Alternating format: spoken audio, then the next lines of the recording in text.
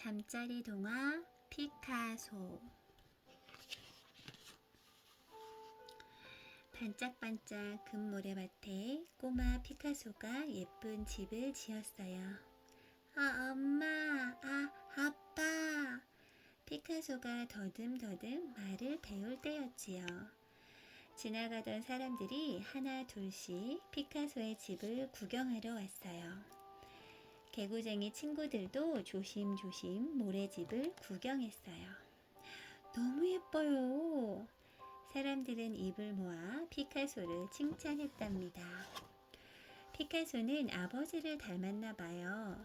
아버지는 화가를 꿈꾸던 미술 선생님이었거든요. 피카소가 아버지의 큰 붓을 들고 색칠 놀이를 할 때면 아버지는 기뻐서 어쩔 줄 몰랐답니다. 피카소, 어서 자라서 꼭 훌륭한 화가가 되어야 한다. 아버지는 꼬마 피카소가 자신의 꿈을 이루어주길 바랬어요. 피카소는 아버지의 꿈처럼 무엇이든 그림으로 그려냈답니다. 아버지는 피카소의 훌륭한 선생님이셨어요. 피카소의 그림 솜씨는 모두를 놀라게 할 만큼 대단했지만 다른 공부는 엉망이었어요. 사실 피카소는 학교에 들어가서도 글씨를 제대로 읽지 못했거든요. 아버지는 은근히 걱정스러웠지만 다행히 학교를 졸업하기 전에 고민은 해결되었답니다. 어느 날 아버지는 피카소를 불렀어요. 피카소, 저기 창밖에 있는 비둘기를 그려서 교실에 걸어두고 싶은데 날아가기 전에 그릴 수 있겠니? 아버지가 가리키는 손끝에 비둘기들이 먹이를 주워 먹고 있었어요. 걱정 마세요. 피카소는 자신 있게 대답했어요. 피카소는 그림을 그리기 시작한 지 얼마 되지 않아 금방이라도 날아갈 듯한 비둘기를 그려놓았답니다. 아버지는 피카소의 그림을 보고 너무 놀라 입을 다물지 못했어요. 아버지는 자신이 쓰던 화구를 모두 피카소에게 물려주었어요. 그리고 피카소를 위해 작은 화실까지 만들어 주었답니다. 피카소는 열심히 그림을 그렸어요. 얼마 후 피카소는 시험관들을 깜짝 놀라게 하며 미술 학교에 당당히 합격했어요. 또 미술 전람회에서 큰 상을 타기도 했답니다. 그때 그린 그림이 과학과 사랑, 알라공의 풍습이에요. 피카소는 멋진 청년이 되었어요. 피카소의 그림에서는 그의 숨결이 느껴져. 한시도 쉬지 않고 그림을 그리는 피카소를 보고 사람들은 이렇게 말하곤 했답니다. 피카소는 19살 때 처음으로 파리에 갔어요. 스페인에서 태어났지만 파리에 온 후 피카소는 몇 번의 방문을 제외하고는 평생 파리를 떠나지 않았다고 해요. 거리의 풍경, 투사, 집마차, 부두의 노동자와 선원, 거지, 마부, 그리고 댄서까지 피카소는 어디를 가든 닥치는 대로 그림을 그려냈어요. 어느 날 친구가 피카소를 찾아왔어요. 피카소, 예술 잡지를 한번 만들어 보세. 물론 그림은 자네가 맡고. 친구의 말에 피카소는 흔쾌히 대답했어요. 그거 좋은 생각이군. 피카소와 친구는 젊은 예술이라는 잡지를 만들었어요. 피카소의 그림이 잡지를 통해 처음으로 세상에 알려지는 순간이었지요. 피카소가 자신의 그림에 처음으로 피카소라고 서명을 한 순간이기도 했답니다. 피카소는 친구의 방 한쪽 구석을 얻어쓰고 있었어요. 피카소, 자네 그림 때문에 발 디딜 틈이 없군. 친구는 피카소의 그림을 좋아하긴 했지만 투정이 끊이지 않았어요. 피카소는 가난했기 때문에 이런 투정쯤은 그냥 웃어 넘겼답니다. 어두운 밤, 피카소는 한 손에 촛불을 밝혀들고 그림을 그릴 때도 있었어요. 파르르 떨리는 흐미한 촛불 밑에서는 모든 것이 푸른색으로 빛났어요. 이때의 그림을 사람들은 피카소의 청색 시대라고 말한답니다. 얼마 후 피카소는 보랄이라는 여자 화상의 도움으로 파리에서 첫 개인전을 열었어요. 어느 날 피카소는 투호하는 모습을 그림으로 그려서 팔았어요. 모두들 빨간 망토와 힘차게 달려오는 소의 모습에 감탄했지요. 그러나 사실 피카소는 이 그림을 팔아서 처음으로 투우장에 간 것이랍니다. 투우장에 가고 싶어서 미리 그렸을 뿐이라네. 피카소의 장난기 섞인 말에 모두들 웃고 말았어요. 피카소의 그림이 점점 진가를 발휘하기 시작했어요. 그림이 비싼 값에 팔리면서 피카소는 금세 부자가 되었지요. 피카소를 만나기 위해 많은 사람들이 피카소의 집을 드나들었어요. 사람들은 피카소의 집을 세탁선이라고 불렀답니다. 그 이유는 파리의 센강에 다니는 세탁배들과 닮아서였다고 해요. 어느 무더운 여름날이었어요. 갑자기 쏟아지는 소나기를 피해 사람들이 세탁선 안으로 뛰어들었어요. 그 순간 피카소의 검은 눈동자 안으로 아름다운 여인이 쏙 들어왔답니다. 피카소는 새끼 고양이를 안고 일부러 여인의 앞을 막았어요. 피카소가 처음으로 사랑에 빠진 날이었어요. 이 아름다운 여인의 이름은 올리비에였지요. 두 사람은 서로 깊이 사랑했지만 끝내 이루어지지 못했어요. 피카소는 올리비에와 헤어진 후 오랫동안 가슴앓이를 했다고 해요. 피카소는 친구들과 만나면 항상 다른 사람의 말을 들어주는 편이었대요. 하지만 반대 의견이 있을 땐 언제나 분명하게 말했답니다. 또 그림을 그릴 때는 근처의 사람들을 얼씬도 못하게 했지요. 하지만 친구 없이는 하루도 살지 못했다고 해요. 피카소는 자신의 그림이 팔리는 것에 크게 신경을 쓰지 않았어요. 오히려 그림이 팔리면 초라한 기분에 빠졌고 가격 흥정이 시작될 지경에 이르면 그냥 줘버렸다고 하니까요. 나중에 갖게 되는 큰 별장은 피카소의 그림 한 장으로 그 값을 대신했다고 전해지기도 한답니다. 피카소는 그림의 무대를 몽마르트로 옮겼어요. 몽마르트에서는 특히 분홍색을 많이 썼어요. 사람들은 이 시기를 장밋빛 시대라고 부른답니다. 아비뇽의 아가씨들이 이때 그린 그림이지요. 아비뇽의 처녀들은 지금까지 그려오던 것과는 많이 달랐습니다. 얼굴에 비하여 팔다리를 유난히 뚱뚱하게 그려서 이상한 느낌이 들었어요. 이 그림은 점점 더 이상한 모습으로 사람들을 놀라게 했어요. 피카소의 새로운 시선은 생활에 쓰이는 물건들까지도 새롭게 만들었어요. 또 음악, 문학, 사람들의 생각까지도 새롭게 바꿔버렸답니다. 피카소는 나이가 들었어도 항상 새로운 생각을 했어요. 여지껏 볼 수 없었던 그림을 그려 사람들의 관심을 끄는 데는 선수였지요. 물건이나 사람은 보는 방향에 따라 다르게 보인답니다. 피카소는 이런 모습을 그림으로 그렸어요. 처음에 사람들은 피카소의 그림을 이상하게 생각했어요. 그러나 그림을 자세히 들여다보면 우리가 알지 못했던 진실을 찾아낼 수 있었어요. 동그라미, 네모, 세모를 쌓아놓은 듯 보이기도 하고 사람이나 물건을 사방으로 뜯어놓은 것 같기도 했지요. 피카소의 이런 그림들을 보고 사람들은 큐비즘이라고 했답니다. 사람들은 피카소를 가리켜 마르지 않는 생각의 샘을 갖고 있다고 칭찬했어요. 피카소는 37살 되던 해에 드디어 결혼을 했답니다. 피카소 축하해요.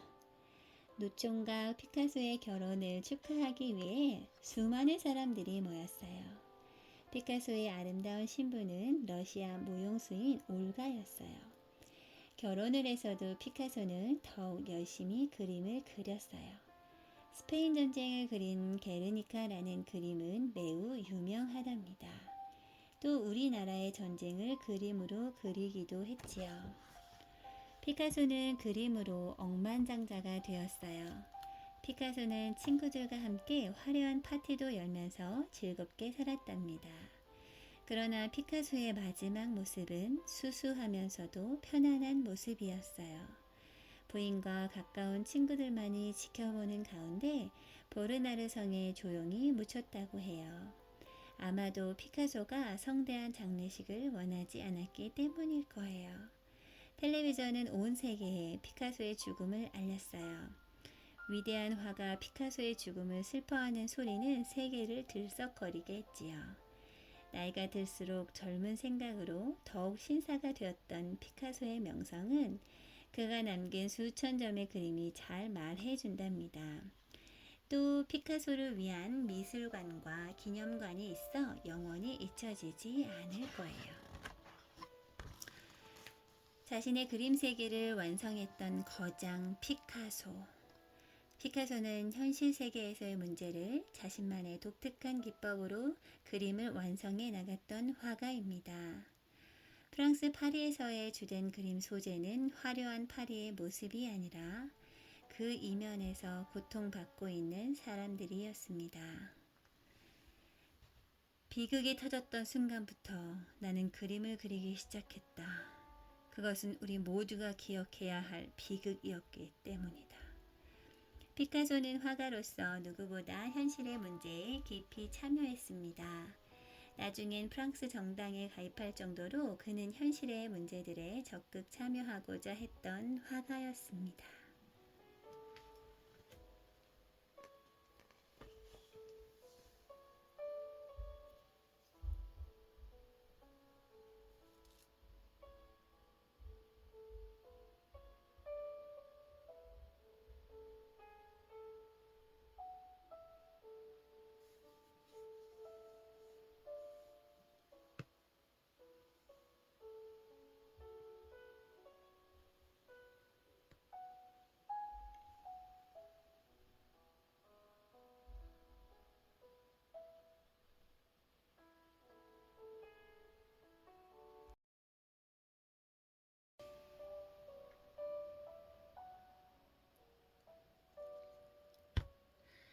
잠자리 동안 스티븐 호킹.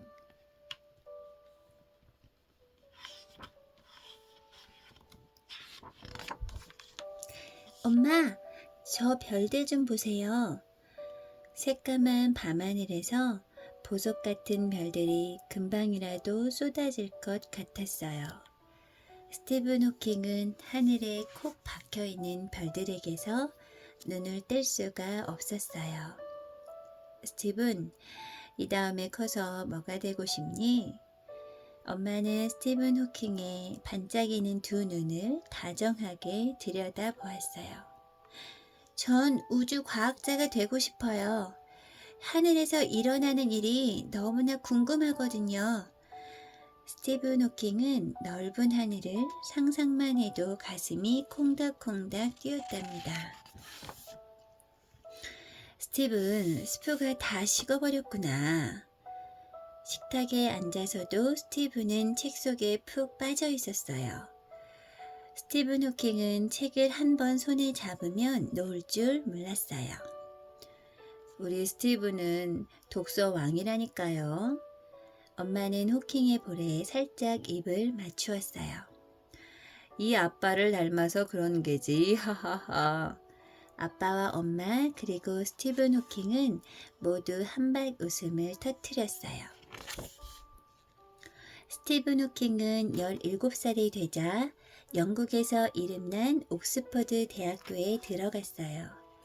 스티븐 호킹은 대학에서 특히 과학과 수학에서 뛰어난 실력을 나타내었어요. 하루는 과학 선생님이 어려운 숙제를 냈어요. 이 교과서에 나온 문제를 풀어오게. 스티븐 호킹은 문제들을 푸는 대신 교과서에 있는 잘못된 곳마다 모두 빨간 표시를 했어요. 수업 시간에 교수님은 스티븐 호킹이 가져온 책을 살펴보고 깜짝 놀랐어요. 스티븐 호킹은 교수님보다 훨씬 더 많은 것을 알고 있었기 때문이랍니다.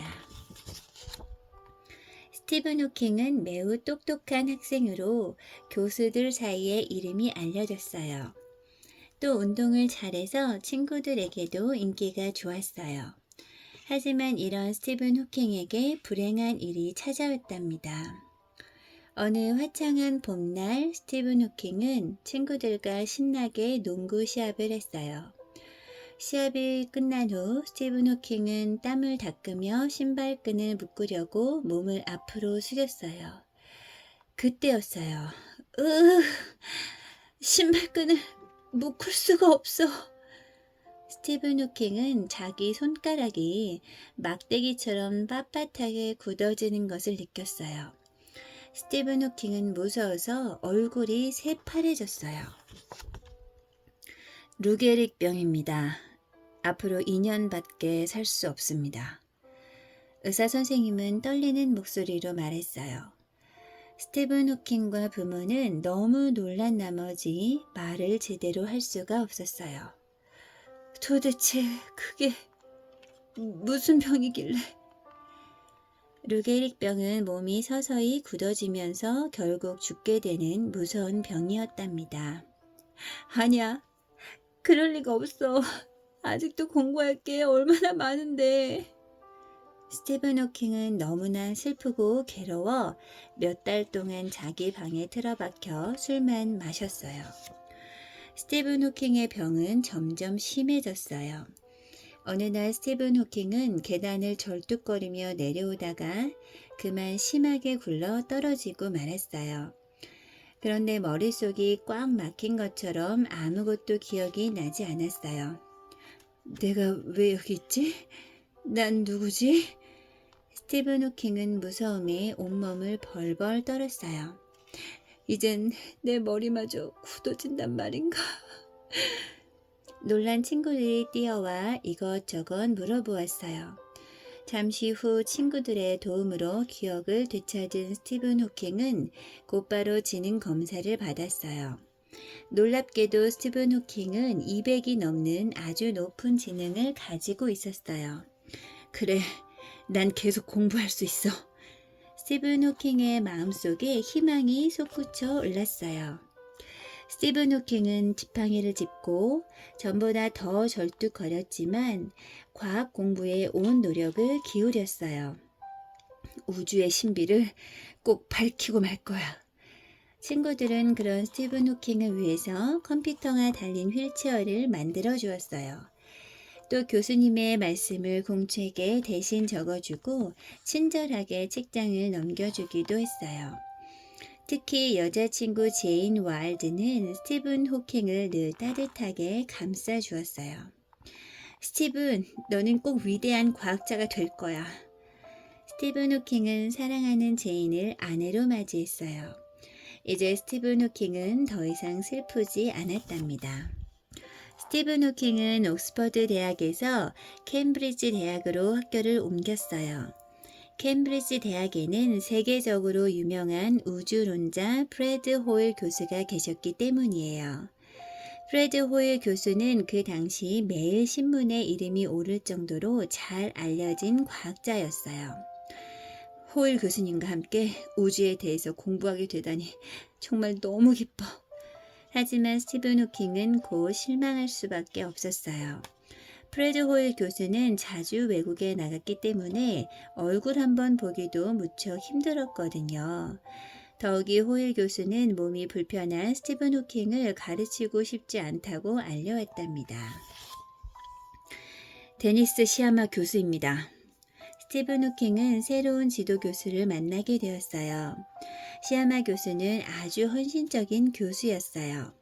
학생들을 가르치는 방법도 특이했고요. 시아마 교수는 중요한 과학 모임이 있을 때마다 학생들이 꼭 참석하도록 했어요. 그래서 과학계에서 어떤 일이 벌어지고 있는지 학생들 스스로가 깨닫고 공부하게 했어요. 이런 가르침 때문에 시아마 교수의 제자들 중에는 유명한 과학자나 물리학자가 많았어요. 시아마 교수는 스티븐 호킹을 다른 정상적인 학생들과 똑같이 대했어요. 그리고 스티븐 호킹이 어려운 우주 공부를 계속할 수 있도록 열심히 도와주었답니다. 시아마 교수의 도움으로 스티븐 호킹은 박사가 되기 위한 글을 쓰기 시작했어요. 팽창하는 우주의 성질. 바로 스티븐 호킹이 쓴 글의 제목이랍니다. 스티븐 호킹은 이 글에서 우주는 처음부터 많은 물질이 쌓여 있었다고 말했어요. 이것은 프레드 호일 교수의 우주론이 맞지 않는다는 얘기였어요. 왜냐하면 호일 교수는 우주가 커질수록 물질도 점점 많아진다고 말했거든요. 호일 교수는 스티븐 호킹의 글을 보고 몹시 기분이 나빠 비꼬듯이 말했어요. 우주가 순간적으로 만들어졌다니 참 우습군. 빅뱅이라고 하면 딱 어울리는 헛소리야. 호일 교수는 스티븐 호킹의 코를 납작하게 해주고 싶었어요. 그래서 자기의 우주론을 다시 열심히 연구했답니다. 역시 내가 말한 우주론이 정확해. 드디어 호일 교수가 새로운 내용을 발표한 날이 되었어요. 물어볼 것이 있습니까? 발표가 끝나자 호일 교수는 자신만만한 표정으로 말했어요. 그때 스티븐 호킹이 천천히 입을 열었어요.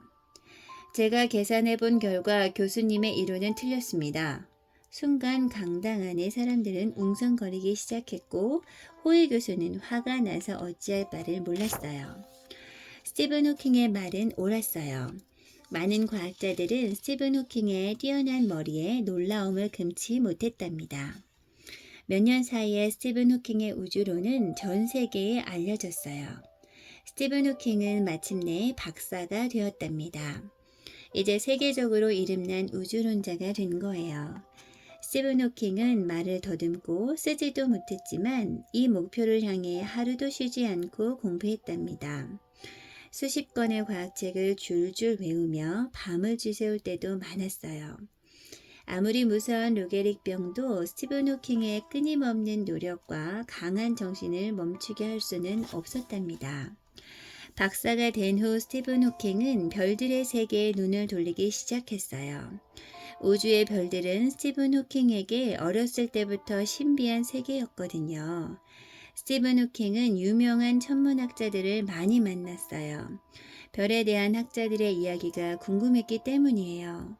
그러던 어느 날 스티븐 호킹은 하늘에는 반짝이는 별 이외에 보이지 않는 별들도 있다는 사실을 발견했어요. 바로 블랙홀이라고 불리는 것이지요. 블랙홀이 뭔지 알아요? 전 세계는 금세 블랙홀로 들썩거렸어요. 스티븐 호킹은 곧 블랙홀에 관한 글을 발표했어요. 이 글로 스티븐 호킹은 과학자가 받을 수 있는 모든 상과 명예로운 이름을 얻게 되었어요. 영국에서는 스티븐 호킹을 가장 이름 높은 왕립 학회의 회원으로 삼았답니다. 또 미국은 연구하는 데 필요한 많은 돈을 대주었고요. 스티븐 호킹은 휠체어에 몸을 기댄 채 살아갈 수밖에 없는 장애인이지만 오늘날 가장 뛰어난 과학자가 되었어요. 호킹 박사의 머리는 지금도 우주의 모든 신비를 밝히기 위해 컴퓨터보다 더 빨리 움직이고 있답니다. 근대 과학의 발전엔 물리학이 중심이 있습니다. 갈릴레이, 뉴턴, 그리고 아인슈타인. 지금 전 세계의 과학자들은 아인슈타인 이후에 가장 위대한 물리학자로 스티븐 호킹을 말합니다. 그가 이런 명성을 얻게 된 데는 블랙홀에 대한 기존 학설을 뒤덮는 이론을 발표하는 등 물리학 발전에 기여한 바가 크기 때문입니다.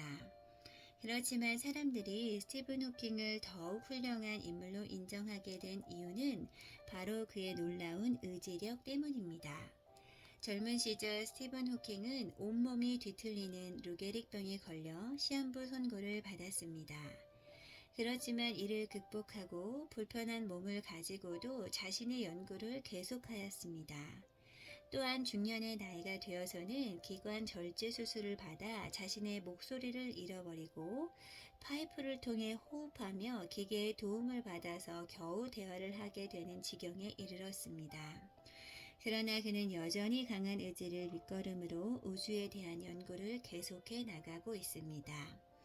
우리는 그의 의지력에 감탄하며 그를 더욱 존경하게 된 것입니다.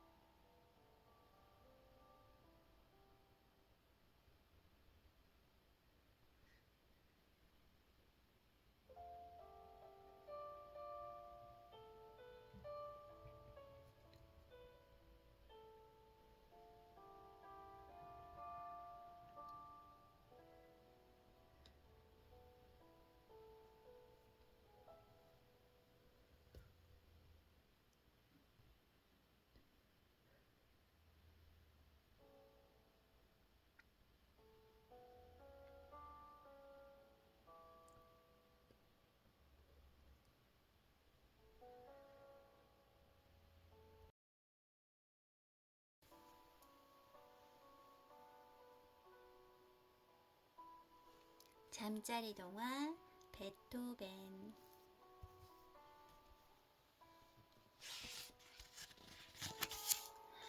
베토벤, 어서 일어나. 술에 취한 아버지가 베토벤을 깨웠어요. 빨리 일어나. 피아노를 치란 말이야. 모두들 잠든 시간이었지만 아무 소용이 없었어요. 베토벤은 졸린 눈을 비비며 피아노 앞에 앉았어요. 고요한 밤을 가르는 베토벤의 피아노 소리가 방 안에 울려 퍼졌어요. 무섭게 고함을 치던 아버지는 언제 그랬냐는 듯 피아노 옆에서 잠이 들었습니다.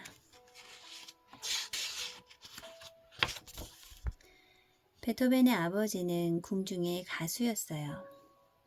언제나 술에 취해 가족들을 괴롭혔지요.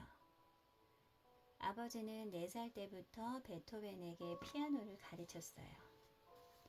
빨리 돈을 벌게 하기 위해서였지요. 어린 베토벤은 아버지가 무서웠지만 피아노를 치는 것은 언제나 즐거웠어요. 아버지는 잠도 재우지 않고 피아노를 치게 했어요. 그럴 때면 항상 어머니가 베토벤의 곁에 함께 있었지요. 베토벤, 미안하구나.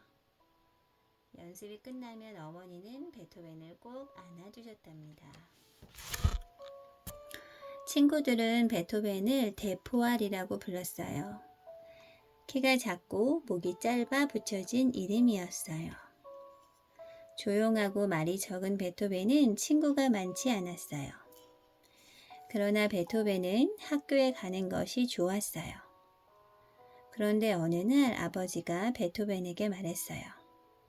베토벤, 내일부터 학교에 가지 말아라. 어려운 형편을 잘 아는 베토벤은 떼를 쓸 수도 없었어요. 베토벤은 너무나 슬펐답니다. 어린 베토벤은 여기저기 여행을 다니며 연주를 하고 돈을 받았어요.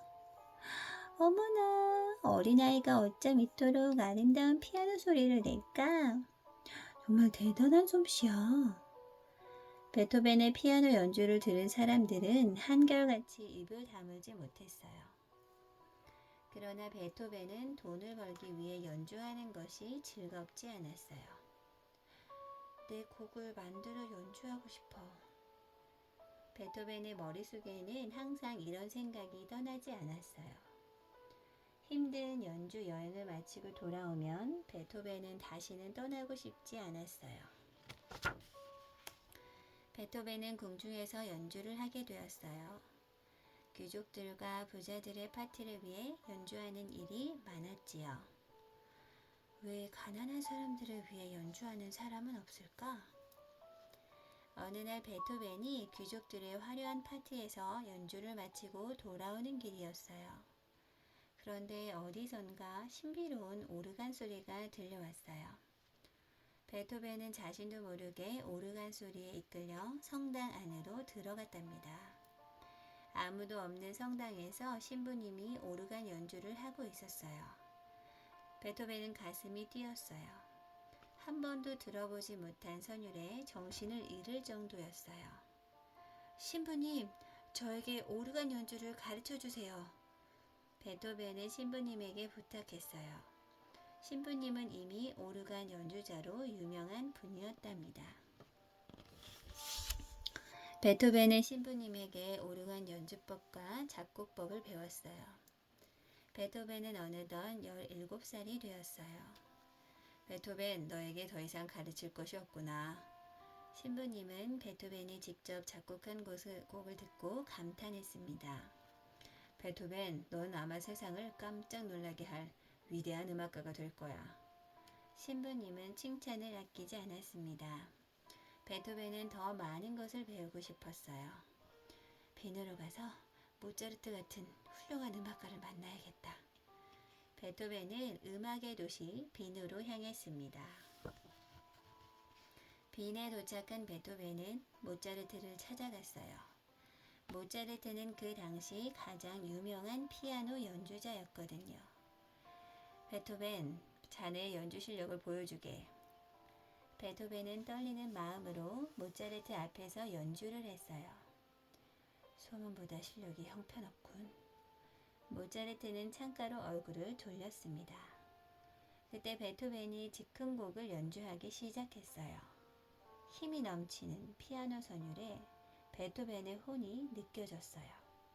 모차르트는 베토벤의 어깨를 감싸 안았어요. 아주 훌륭해. 내가 큰 실수를 할 뻔했어.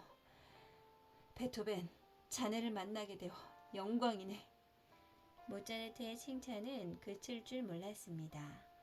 베토벤은 뛸 듯이 기뻤어요. 베토벤은 모차르트에게 많은 것을 배웠습니다. 두 사람은 좋은 친구처럼 음악을 이야기했습니다. 그러던 어느 날 베토벤에게 슬픈 소식이 전해졌어요. 어머니가 많이 아프다는 소식이었어요. 베토벤은 얼른 어머니에게로 달려갔어요. 오, 베토벤, 돌아와 주었구나. 너무나 보고 싶었단다. 베토벤은 어머니를 정성껏 보살폈어요. 그러나 어머니는 베토벤의 품에서 하늘나라로 떠나고 말았답니다. 슬픔에 잠긴 베토벤은 더욱 음악에 열중했어요. 베토벤의 음악에서 그의 슬픔이 느껴졌지요. 많은 사람들이 베토벤의 곡을 듣고 눈물을 흘렸답니다. 베토벤의 연주를 듣기 위해 수많은 사람들이 모여들었어요. 역시 베토벤의 음악은 훌륭해. 연주가 끝나자 박수가 쏟아져 나왔습니다. 어느 날 하이든이라는 유명한 음악가가 베토벤을 찾아왔어요. 자네가 만든 곡을 듣고 싶네. 베토벤의 연주를 들은 하이든은 한참 동안 넋을 잃었답니다. 모차르트가 말한 대로 정말 훌륭하군. 하이든의 도움으로 베토벤은 다시 빈으로 갈 수 있었어요. 모차르트가 세상을 떠난 얼마 후의 일이었습니다. 베토벤은 몸을 돌볼 시간도 없이 작곡에 매달렸습니다. 자연의 아름다움을 노래하고 다른 악기들과 어울릴 수 있는 피아노 곡도 작곡했지요. 그러던 어느 날이었어요. 조용히 산책을 하고 있던 베토벤의 귀에 이상한 소리가 들렸어요. 바스락 바스락. 어? 이게 무슨 소리지? 어디서 나는 소리일까? 베토벤은 주위를 살펴보았어요. 아무도 없는 조용한 숲이었어요. 베토벤은 자신의 귀를 만져보았어요. 귀가 이상해. 베토벤은 점점 귀가 들리지 않았지만 아무에게도 말하지 않았어요. 베토벤은 아픈 귀를 감싼 채 작곡에 열중했어요. 자신이 치는 피아노 소리도 겨우 들을 수 있을 정도였지만 말이에요. 이러다가 아무 소리도 듣지 못하면 어떻게 하지? 베토벤은 괴로움에 휩싸였어요. 얼마 후 베토벤은 정말 아무 소리도 들을 수가 없었습니다. 이제 모든 게 끝이구나. 베토벤은 죽음을 생각하고 친구들과 동생에게 편지를 썼습니다. 그러자 이상하게도 마음이 잔잔한 호수처럼 편안해졌어요. 아무 소리도 들을 수 없다는 것이 오히려 행복해질 정도였답니다. 베토벤은 새로운 희망으로 작곡을 했어요.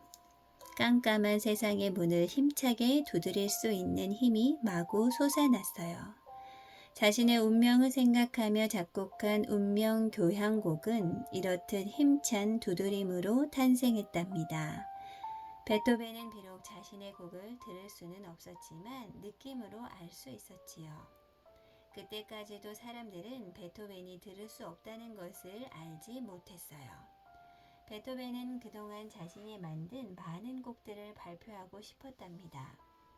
연주회를 준비하고 지휘 연습도 했어요. 그러나 연주자들은 베토벤의 지휘를 따라갈 수가 없었지요. 지휘하는 베토벤을 보고 사람들은 비로소 베토벤이 듣지 못한다는 사실을 알게 되었답니다. 드디어 연주회가 시작되었습니다. 베토벤의 연주를 듣기 위해 수많은 사람들이 모였어요. 베토벤이 피아노 건반 위에 손을 올리는 순간 사람들은 일제히 숨을 죽였습니다. 웅장한 울림과 함께 운명 교향곡이 연주되었어요. 또 아름다운 자연의 소리, 전원 교향곡이 사람들의 마음을 사로잡았습니다. 베토벤은 온 힘을 다해 마지막 곡을 연주했어요. 그리고는 피아노 앞에 우두커니 서 있었지요. 사람들은 모두 일어나 극장이 떠나갈 듯 박수를 쳤습니다. 그러나 베토벤은 아무 소리도 들을 수 없었어요. 안타깝게 쳐다보던 가수가 베토벤을 사람들 앞으로 돌려 세웠어요. 베토벤은 그제야 열광하는 사람들을 보고 감사의 눈물을 흘렸습니다. 어느 폭풍을 지는 날 베토벤은 침대에 누워 56번째 생일을 맞았습니다. 어서 일어나 더 훌륭한 곡을 들려주게. 친구들은 안타까운 마음으로 말했어요. 베토벤의 곁에는 그리다만 악보가 주인의 손길을 기다리고 있었어요. 그러나 얼마 후 베토벤은 다시는 오지 못할 길을 떠나고 말았습니다. 수만 명의 행렬이 베토벤의 죽음을 슬퍼하며 그 뒤를 따랐답니다. 위대한 음악가 베토벤, 그의 어린 시절은 행복보다는 고통의 시간이 많았습니다. 할아버지 때부터 음악가였던 베토벤은 타고난 음악적 재능을 무리하게 키우려 했던 아버지의 영향으로 극심한 연습과 호된 매를 맞으며 4살 때부터 피아노를 배웠습니다. 그런 그가 17살 때 꿈에 그리던 모차르트를 만납니다. 그렇지만 그것도 잠시 어머니가 위독하다는 연락을 받고 급히 고향으로 돌아와야 했습니다. 아버지도 널 사랑한단다. 사랑을 표현하는 방법이 달랐을 뿐이지. 어머니를 떠나보내고 베토벤은 서서히 아버지를 용서해 나갑니다. 홀로 된 아버지를 대신해 집안의 경제적 책임을 다하게 되지요. 청년이 된 베토벤은 어느새 강한 정신력을 지닌 불굴의 음악가가 되어 있었던 것입니다. 베토벤의 정신력은 무엇보다 귀병이 심해지면서 더욱 빛을 발하게 됩니다. 음악을 연주하고 작곡을 하는 사람이 귀가 들리지 않는다는 것은 사실상 사망 선고와 다를 게 없습니다. 그렇지만 베토벤은 이에 좌절하지 않고 강한 정신력으로 모든 어려움을 이겨낸 위대한 음악가였습니다.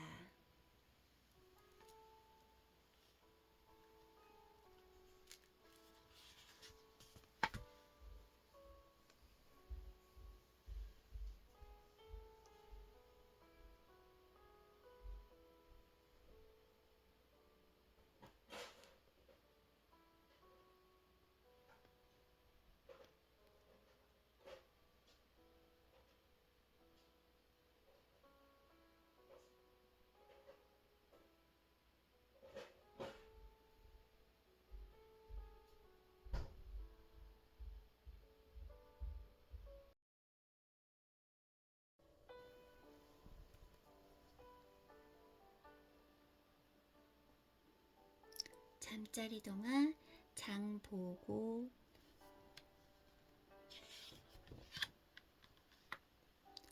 와! 야호! 파란 바닷물 속으로 아이들이 우르르 뛰어들었어요. 하하하! 나처럼 이렇게 헤엄을 쳐봐! 어느새 깊은 곳까지 헤엄쳐간 공복이가 소리쳤어요. 우와! 공복이 좀 봐! 모두들 공복이를 부러운 듯 쳐다보았어요. 공복이는 바다에서 하는 놀이라면 무엇이든지 으뜸이었거든요. 공복이의 아버지는 가난한 어부였어요. 바다에서 돌아오시면 언제나 그물을 손질하셨지요. 아버지, 저도 고기 잡는 법을 배울래요. 공복이는 아버지를 도우며 말했어요. 흥복아, 너는 글을 배워 훌륭한 사람이 되었으면 좋겠구나. 아버지는 공복이의 머리를 쓰다듬어 주셨어요. 아버지가 바다로 나가시면 공복이는 더욱 열심히 글을 읽었어요. 그러던 어느 날 공복이의 어깨가 축 처졌어요. 글 공부를 아무리 열심히 해도 어부의 자식은 나라의 관리가 될 수 없대요. 공복이는 터덜터덜 포부로 나갔답니다. 그때 마침 당나라 무역선이 포구로 들어왔지요. 그래, 맞아. 당나라로 가는 거야. 당나라에서는 열심히 공부만 하면 관리가 될 수 있었거든요. 아버지, 반드시 큰 인물이 되어 돌아오겠습니다. 군복이는 부모님께 편지 한 장을 남기고 집을 나섰어요. 그리고는 뱃사람들이 모두 잠든 틈을 타서 당나라 무역선으로 몰래 숨어들었답니다. 철썩철썩 쏴. 멀리서 들려오는 파도 소리에 식은땀이 주르르 흘렀어요. 하지만 군복이는 두 눈을 부릅떴어요. 용기를 내자. 당나라에 가서 훌륭한 장수가 되는 거야. 배가 신라를 떠난 지 3일째 되는 날이었어요. 갑자기 창고 문이 덜컥 열렸어요. 구석에 웅크리고 있던 군복이는 깜짝 놀랐지요. 웬 녀석이냐?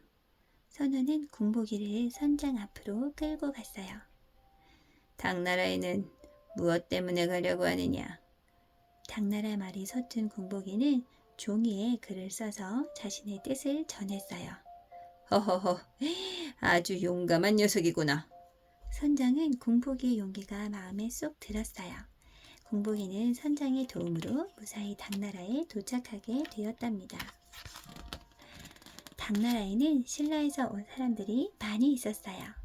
군복이는 신라 방에 있는 큰 가게에서 일했지요. 이때부터 군복이는 장보고라는 중국식 이름으로 불리게 되었답니다. 장보고는 낮에는 열심히 일하고 밤에는 중국말과 무술을 익혔어요. 장수가 되고 싶어서 당나라에 왔다고? 젊었을 때 유명한 장수였던 가게 주인은 장보고에게 무예를 가르쳐 주었어요. 장보고는 무예 솜씨는 하루가 다르게 좋아졌습니다. 드디어 장보고의 솜씨를 마음껏 뽐낼 수 있는 날이 왔어요. 무술 대회가 열린 거예요. 휙! 바람을 가르며 날아간 장보고의 화살은 관역의 한가운데 꽂혔어요. 챙챙챙! 장보고의 칼솜씨는 마치 춤을 추는 것 같았지요. 장보고는 당나라의 수많은 젊은이들을 제치고 당당히 장군이 되었답니다. 어느 날 장보고 장군이 공사장 옆을 지날 때였어요. 이 신라의 돼지들아, 뭘 꾸물거리는 거냐? 장보고는 깜짝 놀라 소리나는 쪽을 쳐다보았어요. 노예로 팔려온 신라의 아이들이었어요. 빨리빨리 움직이지 못해! 공사장의 관리가 아이들에게 채찍을 휘두르는 게 아니겠어요? 아니, 이럴 수가. 장보고는 얼른 달려가서 채찍을 멈추게 했어요. 이 아이들은 내가 데려가겠소. 장보고는 아이들을 그냥 두고 갈 수가 없었어요. 안 됩니다, 장군님. 저희가 해적들에게 큰 돈을 주고 산 노예입니다. 공사장 관리는 펄쩍 뛰었어요. 만일 네 자식이 해적에게 붙잡혀갔다면 어떻게 하겠느냐? 장보고는 관리를 야단치고 아이들을 데려왔어요. 이제 신라로 돌아갈 때가 되었구나. 장보고는 벼슬을 모두 버리고 아이들과 함께 신라로 돌아왔답니다. 장보고는 곧장 임금님을 찾아갔어요. 그대는 당나라에서 장군이 되었다는 장보고가 아닌가? 임금님은 장보고를 반갑게 맞아주었어요. 지금 신라의 바다에는 해적들이 쳐들어와 사람들을 마구 잡아가고 있습니다. 제가 바다를 지킬 수 있도록 해주십시오. 임금님은 크게 기뻐하며 장보고에게 청해진 대사라는 벼슬을 내렸어요. 해적들과 싸우려면 튼튼한 배가 필요하다. 장보고는 군사들과 함께 배를 만들었어요. 청해진의 망치 소리와 톱질 소리가 요란하게 울려 퍼졌답니다. 드디어 배가 완성되었어요. 자, 모두 배에 올라타라. 와! 군사들의 함성이 청해진이 떠나갈 듯했어요. 얼마 후 정말 해적선이 나타났어요. 해적선은 검은 깃발을 펄럭이며 신라의 바다로 들어오고 있었어요. 드디어 신라 수군의 힘을 보여줄 때가 왔다. 자, 앞으로 돌겨! 죽기를 각오하고 싸우자. 장보고의 명령이 떨어졌어요. 군사들의 사기는 하늘을 찌를 듯 했답니다. 한 척도 놓치지 말고 모두 쳐부숴라. 장보고는 맨 앞에 서서 군사들을 지휘했어요. 신라에 이렇게 무서운 장군이 있었다니. 당황한 해적들은 도망가기 바빴어요. 해적선은 불이 붙어 활활 타올랐지요. 만세! 장보고 장군 만세! 장보고가 지키는 신라의 바다에 다시 평화가 찾아왔답니다. 장보고가 바다를 지킨다는 소문이 돌자 중국과 일본의 장사꾼들이 청해진을 찾아왔어요.